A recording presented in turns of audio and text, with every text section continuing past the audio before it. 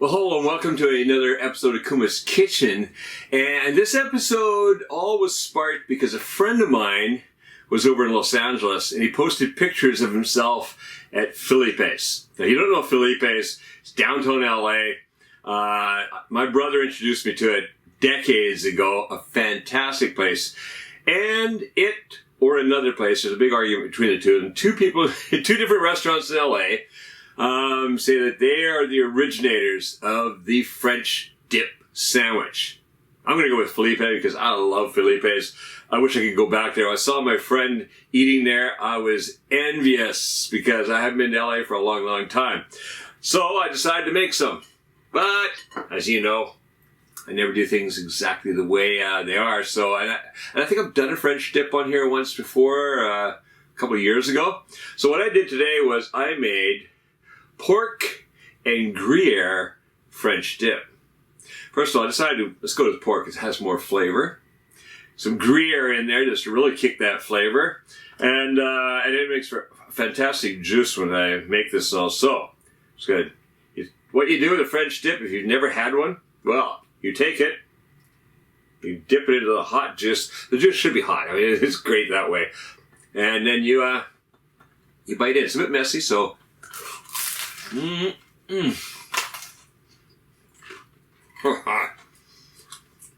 get a bit of crunch because the only thing to do is toast the baguette a little bit.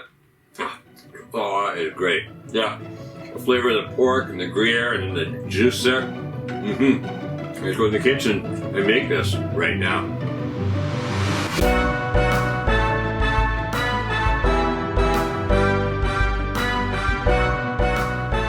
For this French dip, I've got basically two sets of ingredients. Up front here, make a little bit of garlic butter to spread on the baguette. So I've got a third of a cup of butter, half a teaspoon of salt, and 5 cloves of garlic crushed. We're going to cream that all together. Over here, for the rest, for the sandwich itself and the meat and all, well, I've got 1 tablespoon of olive oil. I've got 1 teaspoon of dried thyme, 1 teaspoon of dried sage, half a teaspoon of pepper, half a teaspoon of salt. Then we've got the meat. Well, I'm using pork. I like pork's just more flavor. And this is exactly 1 pound or 450 grams of pork. It's called kiriotoshi. It's like stuff that offcuts. This is a really nice Kyushu pork. Kyushu is one of the islands down south below us, and a lot of pork is raised down there. It's good stuff. It's a special type of pork. I believe all of their pork, or most of their pork, has got like black. It's more black colored, and I don't know. It just makes a really, really good meat. All right, over here, the cheese Gruyere is 4 ounces or 110 grams of Gruyere. Then across the back here for the liquids, we got half a cup of red wine and 2 cups of beef bouillon, beef stock. So let's give some depth to it. And then 1 baguette. And I would just, as you can see, I sliced it in half lengthwise, and that's, well, it's gonna be our sandwich. You can cut that into like 3 sandwiches, 2 sandwiches, whatever, depending on how many people you're feeding. So let's get that just cut off to one side right now. Make a little bit of room here because what I want to do is I want to cream that butter. So I can put that butter into a small bowl. Now, okay, by the way, that butter is at room temperature. You want it at room temperature so it's easy to cream. As you see, it's quite soft, pretty easy to work with. All right, let me get that garlic in there. And sprinkle in the salt. Now what I want to do is I just want to cream that together. So just kind of smoosh it around until you've got the garlic and the salt distributed throughout the butter.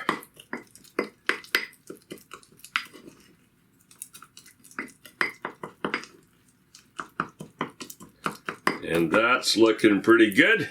So I'm gonna use my rubber spatula to spread it onto the baguette. So, yeah, nice and garlicky. That's good. All right, so let's bring our baguette back onto the scene. Put that over there, and then just kind of divvy it up between the two halves. So when I get the butter spread all across, you can be quite generous. So we got 1/3 of a cup there, so that allows us to put a lot of butter on here. Really get generous with this.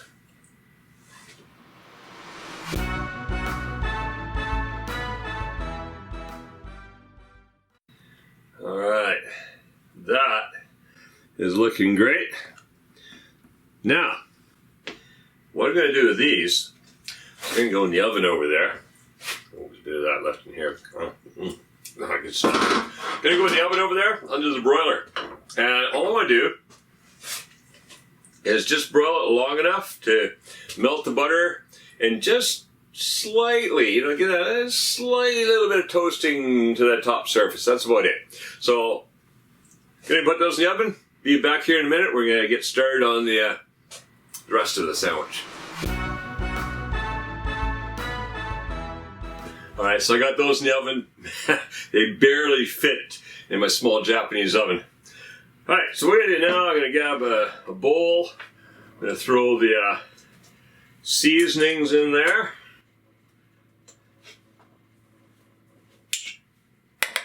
So what I want to do now, first of all, just kind of mix those around together.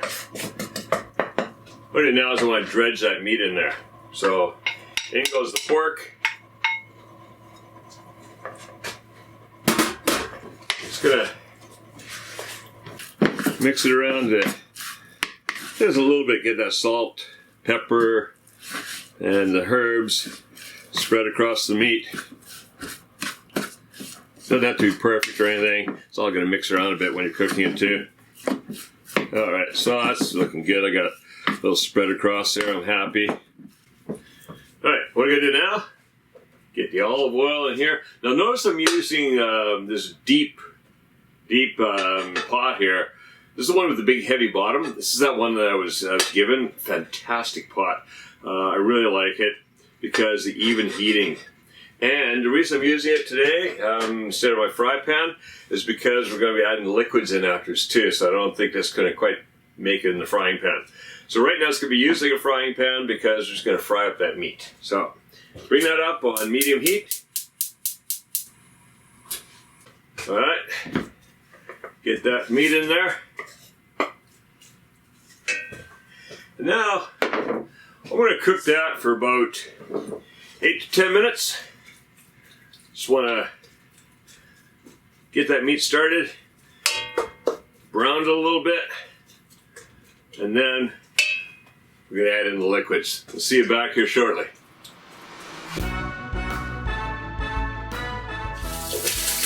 Alright, that's been cooking for about 10 minutes. Get some nice browning started on there. There you see some of that, look at that. Beautiful. Yeah, that's good. What we're going to do now, well, just pour in that red wine so I just deglaze that bottom. Yeah. Scrape off all that flavor. Ooh, that wine smells good. And the rest in there. Keep going. Keep scraping off. There. Oh, this pot is great because it just, that's it. Boom, off it comes. The heat, I gotta say, you know, the way this thing transfers the heat across, I love it. I'm trying to think of the name right now of the company that gave it to me. Yeah, if you're interested in this, I'll put the link at the bottom of the description because they're really fantastic. I'm very happy with this. All right, let's pour in the rest of that liquid. There we go. Perfect. Now I'm going to simmer this for another 8 to 10 minutes. Get the juices going in here. Alright, see you back here when that's ready.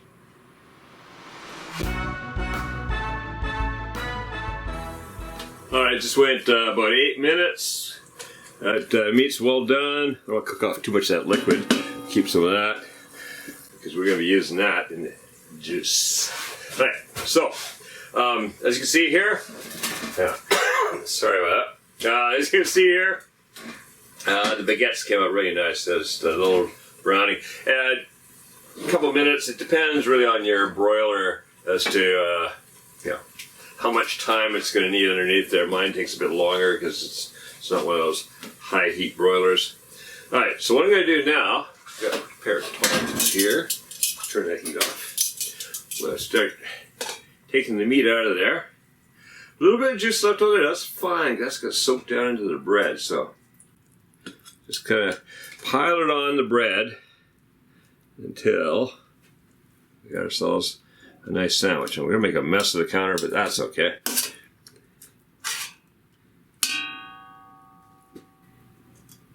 Alright, that's looking pretty decent. I think I should have just used chopsticks. I'm more proficient with chopsticks than I am with these things. Let's put it there. Alright, what I want to do now is get the cheese on here. Put that on this side.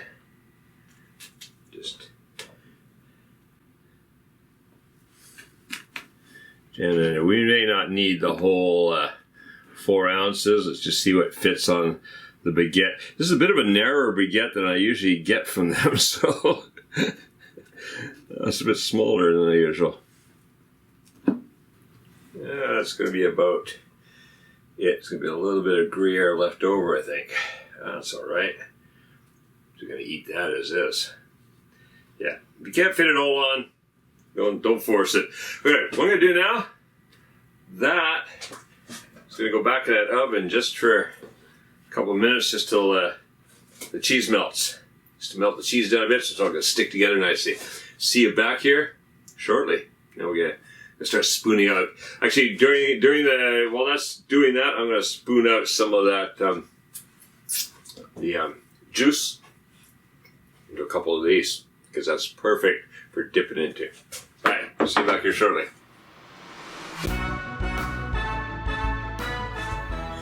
Alright, I've got the cheese melted. Look at that, that's looking great. It's a little hot. Now, just gotta flip that on top of the meat. I think I might have I'm going the wrong direction. Oh well, too late. Yeah, so I guess the tip from there is there. Oh, it's not that important. All right. Okay. Now, what you do now is just depends how many people you got. You can cut it into 2. You cut it into 3. I got a piece hanging off the side there. All right, this is just the 2 of us having this for dinner tonight. Well, it's gonna be a good dinner, isn't it? So what I'm gonna do is just gonna go down the middle here and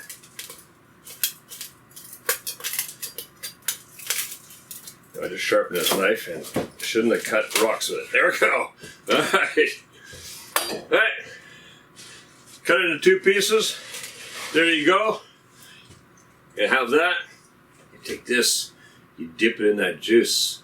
That should be hot. It's going to probably cool down by the time we have dinner tonight. I'll reheat it. Just bring it back up again. You want it good and hot, and you dip it in there. Oh. Absolutely fantastic.